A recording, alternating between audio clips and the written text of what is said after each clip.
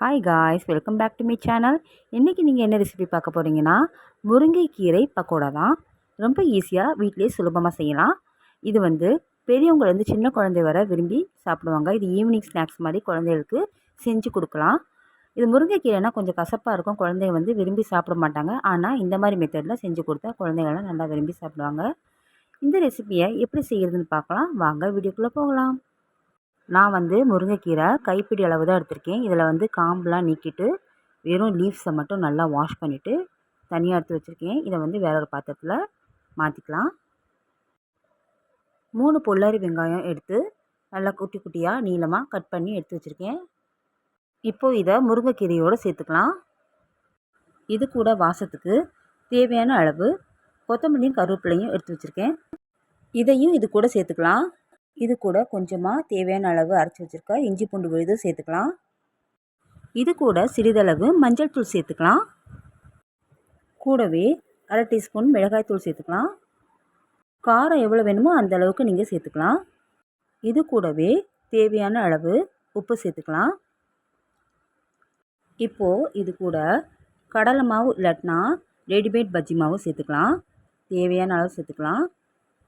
சேர்த்துட்டு நம்ம தண்ணி விடாமல் அப்படியே எல்லாத்தையும் சேர்த்து நல்லா மிக்ஸ் பண்ணி விட்டுக்கலாம். இப்போ மாவு கொஞ்சம் டைட்டாக இருந்தால் என்ன பண்ணலாம், லைட்டாக தண்ணி தொளிச்சிட்டு சேர்த்து நல்லா பிசைஞ்சு எடுத்து வச்சுக்கலாம். மாவு கொஞ்சம் குறைபாடாக இருந்தால் கொஞ்சம் மாவு நீங்கள் சேர்த்துக்கலாம். சேர்த்துட்டு நல்லா ஸ்டஃப் மாதிரி பதத்துக்கு மாவு பிசைஞ்சு எடுத்து வச்சுக்கலாம். இந்த மாதிரி இப்போ கொஞ்சம் நேரம் அப்படியே விட்டுறலாம். இப்போது இதை பொரிக்கிறதுக்கு ஸ்டவ் ஆன் பண்ணிவிட்டு பேன் வச்சுக்கலாம். தேவையான அளவு எண்ணெய் சேர்த்துக்கலாம். எண்ணெய் நல்லா சூடானதும் அடுப்பை கொஞ்சம் மீடியம் ஃப்ளேமில் வச்சுக்கலாம். இப்போது பிசைஞ்சு வச்சுருக்க மாவை ஸ்டஃப் மாதிரி பதத்துக்கு உருட்டி எடுத்துகிட்டு ஒன்றுன்னா பொரிச்சு எடுத்துக்கலாம். பாருங்கள், மாவை மறுபடியும் இந்த மாதிரி உருட்டி எடுத்துகிட்டு எண்ணெயில் சேர்த்துக்கலாம்.